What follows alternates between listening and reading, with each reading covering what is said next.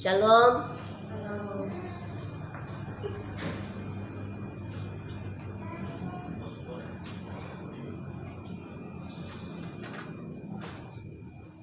Pagi yang sangat indah, pagi yang sangat cerah untuk kita bisa beribadah.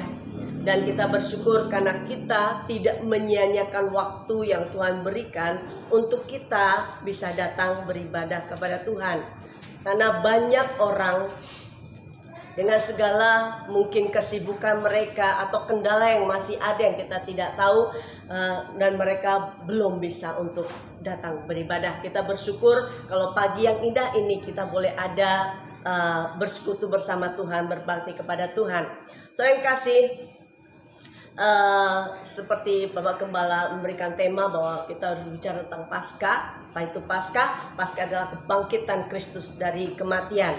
Kita bersyukur mempunyai Tuhan yang begitu dahsyat. Dia adalah Allah, Dia adalah Raja di atas segala raja. Renungan pagi ini saya memberikan judul peristiwa yang mengubah kehidupan. Nah, kita tahu bahwa sejak manusia jatuh dalam dosa itu adalah juga peristiwa ya. Maka terputuslah hubungan antara Allah dan manusia. Nah, sejak dosa berkuasa atas manusia, dimulailah babak baru di mana manusia hidup semaunya, bukan dipimpin oleh Tuhan lagi, dipimpin oleh egonya. Dan akibat dosa dalam maut seperti yang kita tahu. Dan selama hidup di dunia ini banyak mengalami hal yang gak enak ya, ada kesakitan secara jasmani, ada yang secara mental ya, semua karena keegoisan manusia. Dari satu yang lain kepingin semuanya lebih nyaman dari yang lain, mau enaknya sendiri. Itu adalah akibat dosa. Mereka seperti nggak tahu bahwa Tuhan itu ada ya. Kalau kita nggak percaya Tuhan ada, itu seperti saya kemarin mendengarkan khotbah dari Bapak Esa Soru. Saya dapat ilustrasi yang bagus. Kalau kita nggak percaya bahwa Allah ada, itu kebangetan ya, karena Dia sudah membuktikan dirinya. Dan bagaimana supaya kita bisa merasakan Allah? Kalau seorang ateis nggak percaya bahwa adanya Allah ya.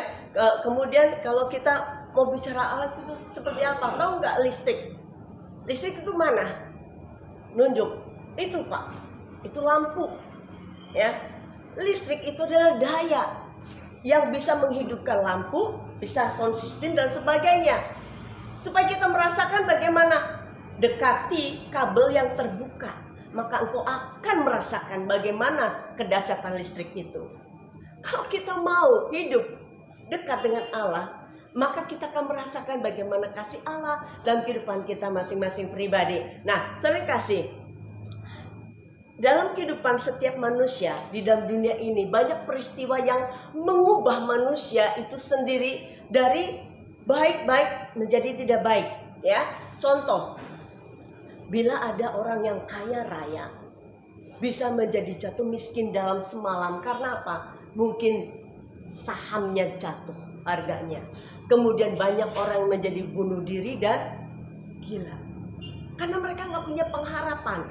Nah, dari sehat tiba-tiba dia mengalami kecelakaan sehingga mereka mungkin cacat secara fisik ya, cacat secara permanen, nggak bisa ditolong lagi. Nah, kemudian ada yang banyak yang sakit secara mental ya. Kita kemarin saya baru baca, nggak lewat aja di yang saya baca medsos yang ini, seorang penyanyi dangdut ya, mungkin kita tahu semua yang sudah terkenal. Dan kalau lihat wajahnya itu seperti cantik, terus gimana ya, kayaknya damai gitu, sepertinya damai. Nggak taunya dia budir dengan main ayunan pakai leher ya. Jadi nggak tahu kenapa, karena itu saya percaya bahwa mereka itu nggak punya pengharapan, sehingga mereka ketika jiwanya terhantam dengan masalah, mungkin kecewa dengan sekelilingnya, mungkin kecewa dengan kehidupan ini. Saya nggak tahu sebabnya ya, tapi pasti ada luka di dalam batinnya, sehingga dia secara singkat cerita dia ingin mengakhiri hidupnya. Dan banyak hal lagi ya, sering kasih. Nah, banyak hal yang mengubah kehidupan kita itu adalah bukti keterbatasan kita sebagai manusia. Nah, kabar gembiranya, kabar sukacitanya untuk kita yang seharusnya kita syukuri setiap hari, setiap saat, bahwa Yesus sebagai Allah, ya, dia turun ke dunia menjelma menjadi manusia. Dia rela mati buat kehidupan kita, ya, supaya kita beroleh hidup itu kembali. Dan tidak hanya mati saja toh ceritanya, tapi dia dalam waktu 3 hari dia bangkit kembali. Dia memberikan pengharapan baru bagi yang mau percaya kepada dia. Saya kasih peristiwa penangkapan Tuhan Yesus sampai penyalipan itu adalah peristiwa yang sangat cepat. Tidak sampai 24 jam. Semua itu terjadi. Nah, saya kasih ingat bahwa Tuhan Yesus ketika dia bukan ditangkap ya, tapi dia menyerahkan dirinya untuk tertangkap. Karena dia harus menggenapi misinya ke dunia ini. Gak mungkin manusia siapapun di dunia ini yang kuat dan pintar menangkap Tuhan Yesus, gak bisa. Kalau dia tidak menyerahkan dirinya. Makanya dia tertangkap. Dan kemudian diadili dengan keadilan manusia. Dengan berbagai intrik, saksi palsu dan sebagainya. Semua dia relakan terjadi. Untuk apa? Supaya kehidupan manusia pulih kembali. Ketika peristiwa Yesus di atas kayu salib, terbukalah tabir Allah di bait Allah. Tabir itu seperti korden, ya, seperti gambaran bahwa putusnya hubungan antara manusia dengan Allah. Masuk ke ruang Maha Kudus. Namun dirinya lah yang membelahkan diri, mempersilahkan dengan kematian di atas kayu salib. Nyambung lagi hubungan antara manusia dengan Allahnya. Saya kasih, semua adalah untuk menyatakan cinta kasih dia, cinta kasih Tuhan Yesus buat kita semua. Dia ingin supaya semua seisi dunia ini diselamatkan. Maka Tuhan katakan barang siapa yang percaya kepada dia akan diselamatkan. Sayang kasih, kita bersyukur kalau Tuhan memilih kehidupan kita. Ya, dia memilih kita, mengambil kehidupan kita dari kegelapan dunia ini, dari api neraka menuju dalam kehidupan yang terang yang ajaib. Kita bersyukur kepada dia. Sayang kasih. Nah, kita akan masuk ya, kita baca di dalam 1 Korintus 15. Ini pembacaan ayat yang kita ada hari ini. Ayat 1 sampai 11 kita akan baca sama-sama. Judulnya adalah Kebangkitan Kristus. Surat Rasul Paulus kepada jemaat di Korintus. Dan sekarang saudara-saudara, aku mau mengingatkan kamu kepada Injil yang aku beritakan kepadamu dan yang kamu terima, dan yang di dalamnya kamu teguh berdiri. Oleh Injil itu kamu diselamatkan, asal kamu teguh berpegang padanya seperti yang telah kuberitakan kepadamu. Kecuali kalau kamu telah sia-sia saja menjadi percaya. Sebab yang sangat penting telah kusampaikan kepadamu, yaitu apa yang telah kuterima sendiri, ialah bahwa Kristus telah mati karena dosa-dosa kita sesuai dengan kitab suci. Bahwa ia telah dikuburkan dan bahwa ia telah dibangkitkan pada hari ketiga sesuai dengan kitab suci. Bahwa ia telah menampakkan diri kepada Kefas dan kemudian kepada ke-12 muridnya. Sesudah itu ia menampakkan diri kepada lebih dari 500 saudara sekaligus. Kebanyakan dari mereka masih hidup sampai sekarang, tetapi beberapa di antaranya telah meninggal. Selanjutnya ia menampakkan diri kepada Yakobus, kemudian kepada semua rasul. Dan yang paling akhir dari semua, ia menampakkan diri juga kepadaku, sama seperti kepada anak yang lahir sebelum waktunya. Karena aku adalah yang paling hina dari semua rasul, bahkan tidak layak disebut rasul, sebab aku telah menganiaya jemaat Allah. Tetapi kasih karunia Allah aku adalah sebagaimana aku ada sekarang, dan kasih karunia yang dianugerahkannya kepadaku tidak sia-sia. Sebaliknya aku telah bekerja lebih keras daripada mereka semua. Tetapi bukannya aku, melainkan kasih karunia Allah yang menyertai aku. Sebab itu, baik aku maupun mereka, demikianlah kami mengajar dan demikianlah kamu menjadi percaya. Amin. Saya kasih. Di ayat ke-1 sampai ke-4, di situ Rasul Paulus mengingatkan kepada jemaat Korintus bagaimana mereka memberitakan Injil dan mereka tahu bahwa mereka teguh berdiri, ya. Dan kemudian Rasul Paulus mengingatkan bahwa sebab sangat penting telah kusampaikan kepadamu, sangat penting. Ya, jadi ini bukan sesuatu yang harus cepat dilupakan, enggak, harus diingat karena ini sangat penting, berita yang sangat penting. Demikian juga dalam kehidupan kita, kita harus terus mengingat pengorbanan Kristus di atas kayu salib, karena itu adalah bukti kasih Allah buat kehidupan kita. Seharusnya kitalah yang mati di atas kayu salib, bukan dia. Tapi karena kasih karunia-Nya, Tuhan katakan,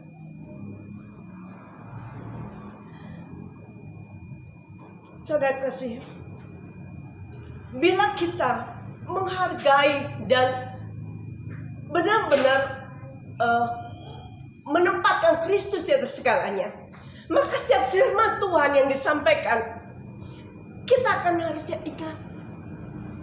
Apalagi berita tentang kematian dan kebangkitan Kristus, sangat penting saudaraku, jangan diabaikan.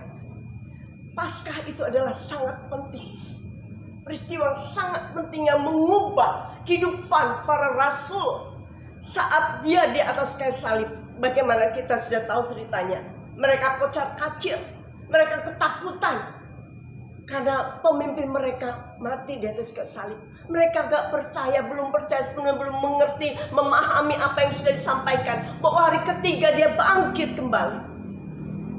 Nah, ketika kebangkitan itu nyata, para rasul baru terbuka matanya bahwa benar apa yang dikatakan itu ya dan amin. Dikatakan di sini, sebab yang sangat penting telah kusampaikan kepadamu, yaitu apa yang telah kuterima sendiri, yaitu ialah bahwa Kristus telah mati karena dosa-dosa kita sesuai dengan kitab suci. Kemudian ditekankan lagi bahwa ia telah dikuburkan dan bahwa ia telah dibangkitkan pada hari yang ketiga sesuai dengan kitab suci. Jadi apa yang disampaikan oleh Rasul Paulus kepada jemaat Korintus punya dasar yang kuat. Dia bukan karena pengertiannya sendiri, tapi ada dasar yang kuat dari kitab suci. Bukankah setiap firman yang disampaikan tempat ini pun berdasarkan dengan kitab suci? Jangan anggap remeh setiap pemberitaan firman. Karena apa? Dia berbicara terus kepada jiwamu, kepada hati dan batinmu yang terdalam. Kadang kita tidak tahu kelemahan kita sendiri. Namun ketika Tuhan sampaikan apa yang menjadi kebenarannya untuk mengubah kehidupan kita, kalau kita mau membuka hati dengan benar di hadapan Tuhan, maka dia akan mengisi air kehidupan kita dengan berlimpah. Maka tak heran meskipun orang sudah percaya kepada Tuhan, ketika masalah datang, mulai dia uring-uringan, mulai menyalahkan sekeliling. Tidak sesuai dengan lagu yang tadi. Lagu yang tadi mengatakan sekelilingku ada Tuhan. Tapi kalau orang yang tidak menghargai firman, firman itu menjadi remah, maka yang ada dia lihat sekelilingnya ada masalah. Dia lupa bahwa Tuhan selalu ada menyertai kita sesuai dengan janjinya Immanuel. Dia tidak pernah meninggalkan kita sedetik pun. Suami bisa meninggalkan kita, istri bisa meninggalkan, orang tua, anak semua bisa meninggalkan kita seorang diri. Tapi dia, Bapa yang baik, tak pernah meninggalkan kita. Amin. Saya kasih, dikatakan pembuktian kebangkitan Kristus di dalam dunia ini. Kalau seorang terpidana hukum, saksi harus ada 2 dan 3, itu kuat. Tapi bagaimana? Lihat, seorang pribadi Tuhan Yesus, dia membuktikan diri kebangkitannya dari kematian itu lebih dari 500 orang, 500 pasang mata, sampai dia naik ke surga. Dia membuktikan kubur sudah kosong, meskipun sampai hari ini fitnahan masih berlaku bahwa yang menggantikan tubuh Yesus itu Yudas. Ada murid-murid yang mencuri, itu dari dulu sampai sekarang itu masih bergaul, ya. Tapi kita yakin, kita percaya bahwa Dia telah mengosok, Dia telah bangkit dari kubur, dan Dia tidak ada di situ lagi. Karena Dia adalah Allah. Dia membuktikan diri ketika Dia bertemu dengan Maria Magdalena bahwa Dia telah bangkit. Dia ketika Rasul Petrus dan Rasul yang dikasih oleh Tuhan Yesus semasa hidupnya, dikatakan kemungkinan besar Rasul Yohanes membuktikan diri bahwa kain kafannya itu udah nggak ada tapi nggak ada jasadnya lagi. Mereka menjadi percaya. Itu semua adalah pembuktian. Gak berhenti di tempat itu. Dia menemui para murid, bahkan Thomas. Ketika Tuhan tahu bahwa dia gak percaya, coba kamu lihat di tanganku dan sentuh lambungku. Kalau kamu gak percaya, ketika Thomas meraba, Tuhan katakan berbahagialah orang yang percaya namun tidak melihat. Kita semua saat ini sudah percaya bahwa Yesus telah mati dan Dia sudah dibangkitkan. Amin. Dia memberikan pengharapan yang baru buat kita semua. Di dalam kuasa kebangkitannya, kita bisa menikmati kasih karunia Allah. Namun jangan hanya menikmati kasih karunia Allah. Tuhan mau hidup lebih lagi. Di sini Rasul Paulus menceritakan tentang dirinya bahwa semua sudah Tuhan kasih penampakan dirinya. Ketika dia bangkit, dia itu yang terakhir. Karena dikatakan di sini, dan yang paling akhir di ayat 8, dan paling akhir dari semuanya, ia menampakkan diri juga kepadaku, sama seperti kepada anak yang lahir sebelum waktunya. Karena aku adalah yang paling hina dari semua rasul. Kita tahu sebelum Rasul Paulus bertobat, bagaimana sepak terjangnya beliau, begitu arogan, sombong dan sebagainya. Tapi ketika dia sudah dijamah oleh Roh Kudus, ketika dia sudah yakin bahwa benar Tuhan Yesus yang mati dikubur, dia bangkit sesuai dengan kitab suci, bangkit pada hari ketiga. Imannya begitu kuat kepada dia. Tapi tidak hanya seperti itu, dia belajar untuk ada buah pertobatan dari kehidupannya. Dia mempunyai kerendahan hati. Dia mempunyai perubahan jati diri yang begitu luar biasa. Saudara, sudah berapa lamakah kita mengiring Tuhan? Adakah karakter-karakter dalam kehidupan kita yang tidak baik yang masih kita pertahankan sampai sekarang? Ingat, kematian Tuhan di kayu salib dan kebangkitannya dari kematian itu mau untuk kita mempunyai semangat untuk ada buah pertobatan. Seperti Rasul Paulus, dia mempunyai sikap hati yang benar di hadapan Tuhan. Mari saudara yang kasih, pembuktian kebangkitan Tuhan Yesus untuk kita saat ini yang kita bisa ingat setiap tahunnya, kita bisa rayakan, kita bisa mendengar. Tapi jangan hanya sampai ke telinga kita, masukkan dalam hati kita dan berubahlah sesuai dengan keinginan Tuhan, ya, bahwa kita mau tidak menjadi Kristen yang biasa-biasa saja, tapi kita mempunyai kerinduan lebih dari itu, bahwa kita mau untuk belajar lebih setia lagi kepada Tuhan. Jangan hanya kita pandai menyanyi bahwa Dialah segalanya bagi kita, bisa berucap bahwa Tuhan Engkaulah segalanya bagiku, tapi dalam kehidupan, penampakan kehidupan kita sehari-hari tidak.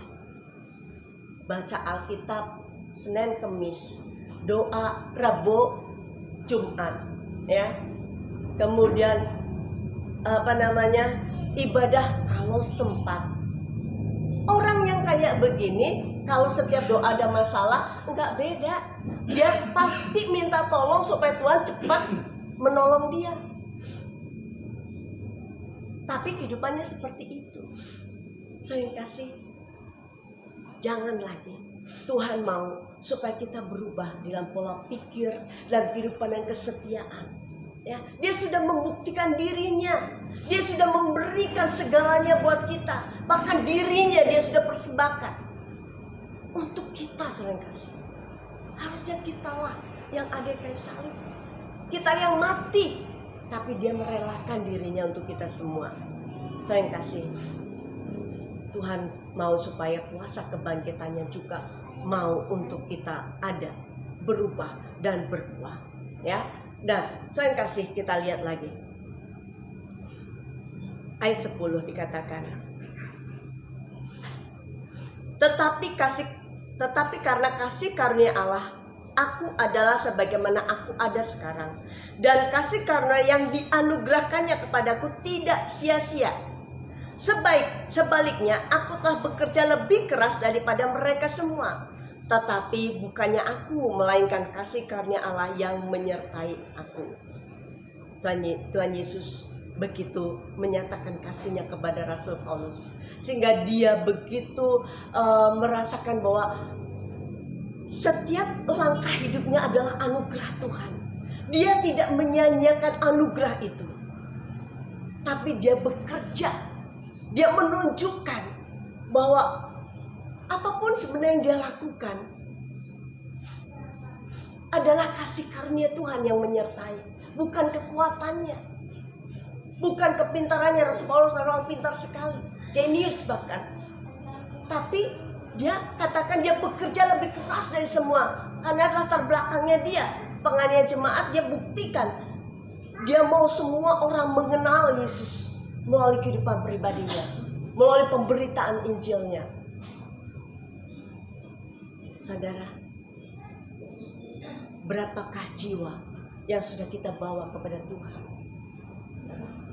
Adakah kita sudah bersaksi tentang kasih Tuhan kepada orang-orang yang mungkin belum mengenal Tuhan sama sekali, atau mereka yang sudah mundur dari Tuhan, untuk kita bawa lagi mereka kepada Tuhan?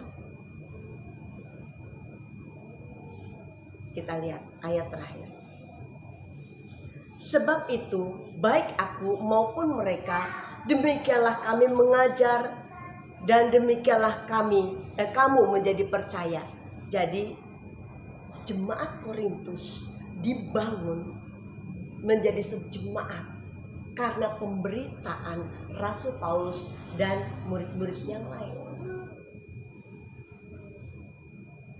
Ini yang Tuhan mau, bahwa kehidupan kita tidak berhenti hanya kita percaya dan menikmati kasih karunia Tuhan saja, tapi biarlah orang lain juga menikmati kasih karunia Tuhan melalui kehidupan kita. Mungkin melalui doa, mungkin melalui pelayanan kita menjangkau jiwa, mungkin melalui dana. Kita bisa nyumbang untuk penginjilan. Banyak cara untuk kita menjangkau jiwa. Oh, aku nggak bisa pandai bicara, enggak. Bawa mereka kepada Tuhan, ya. Gimana cara menjangkau jiwa? Aku nggak berani ke sana dan kemari, tapi kita punya berkat. Ayo, berapapun yang kita beri kepada Tuhan, kalau dengan hati yang tulus, karena kita ingat ya, di pedalaman atau di mana kan ada tuh banyak. Ayo sisihkan untuk pekerjaan Tuhan, penginjilan pada hamba-hamba Tuhan. Banyak, ya.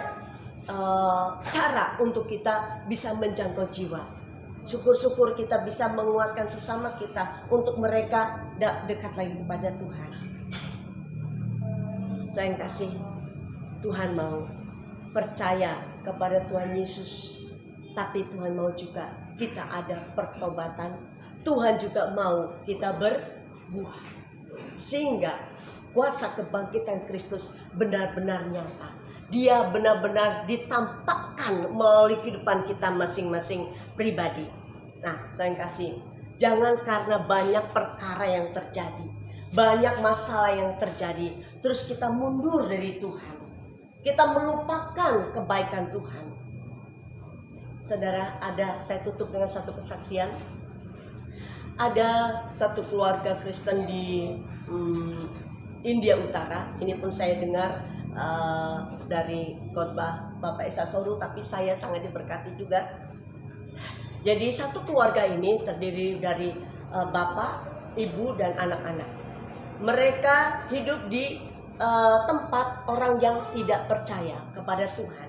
Ada kepala suku dan ada anggotanya. Dan ketika kepala suku ini tahu bahwa keluarga ini beriman kepada Tuhan, maka dikejarlah, ditangkaplah mereka. Ya, istrinya dibunuh, anak-anaknya dibunuh. Kemudian dia dibawa ke lapangan untuk dibunuh juga. Tapi ketika dia mau dieksekusi, dia ditanya dan diberi kesempatan satu kali lagi supaya bebas dari kematian saat itu. Dia tinggalkan Tuhan Yesus dan kembali kepada agama yang lama. Apa jawaban dari seorang bapak ini yang sudah ditinggal istri dan anak-anaknya mati di depan mata dia? Dia tidak mundur satu langkah pun dari Tuhan. Dia katakan seperti ini. Bentar ya. Dia katakan, sekali mengambil keputusan mengikut Yesus, aku tidak akan mundur. Meskipun istri dan anak-anakku dibunuh, aku tetap ikut Yesus. Sekarang salib di muka, dunia di belakang. Dan perkataan si bapak ini rupanya didengar dan terngiang-ngiang oleh kepala suku. Sampai dia pulang dia tidak bisa tidur. Terus terngiang-ngiang perkataan si bapak itu. Karena akhirnya dia dibunuh juga. Kok dia nggak takut dan nggak mundur? Kok dia bisa katakan seperti itu? Dengan waktu berlalu dalam proses yang panjang, akhirnya kepala suku ini bertobat. Dan apa yang dilakukan? Perkataan sang bapak tadi yang terus teringat dan terekam di dalam pikirannya, itu yang diperkatakan kepada orang-orang yang dijumpainya. Sehingga banyak orang yang dilayani diselamatkan. Saya kasih, demikian Tuhan mau supaya kehidupan kita menampakkan jati diri Kristus yang ada di depan kita.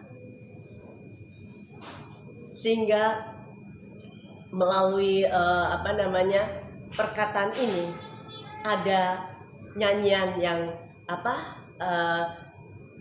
mengikut Yesus keputusanku, seperti itu. Dan kemudian meskipun istri dan anaknya, dia sendiri mulai ada bait yang kedua, lalu sendiri ku tetap ikut Yesus, ya, meskipun sendiri ku tetap ikut Yesus, atau gimana gitu ya. Kemudian salib di mukaku di belakang. Nah, itu menjadi satu nyanyian yang kita bisa nyanyikan, ya. Dan itu adalah kekuatan. Saya kasih, apa yang kita perkatakan ketika kita disudutkan oleh situasi dan kondisi yang mungkin tidak bersahabat dalam kehidupan kita. Bisa jadi ketika perkataan iman itu orang lain dengar, orang lain diberkati, orang lain dikuatkan, itu juga adalah penginjilan. Salah satu penginjilan, karena orang itu bisa kembali, orang itu bisa bertobat kepada Tuhan. Tapi kalau kita samanya, orang dunia mengeluh, kita mengeluh, orang dunia mencaci maki, kita mencaci maki, orang dunia putus asa, kita putus asa. Nggak ada bedanya. Tuhan katakan kita harus tidak serupa dengan dunia ini. Kita harus berbeda. Ketika orang dunia tidak punya pengharapan, kita punya pengharapan. Mereka tidak punya damai sejahtera, Tuhan katakan damai sejahtera aku berikan padamu. Dan damai sejahtera aku berbeda dengan dunia ini, yang dunia berikan. Damai sejahtera di dalam hati kita. Jangan sampai pergi ketika masalah itu ada. Karena kita tahu pengharapan kita kepada Tuhan tidak sia-sia. Amin. Saya kasih, kiranya pagi ini kita boleh dikuatkan, boleh teguhkan kembali, supaya kita menghargai benar-benar pengorbanan Kristus di atas kayu salib. Dan kuasa kebangkitannya boleh kita nikmati. Kita ada buah pertobatan dan kita bisa menjadi saksi Kristus di dunia ini. Sehingga nama Tuhan yang dipermuliakan di dalam kehidupan kita semua. Amin. saja semua bangkit berdiri.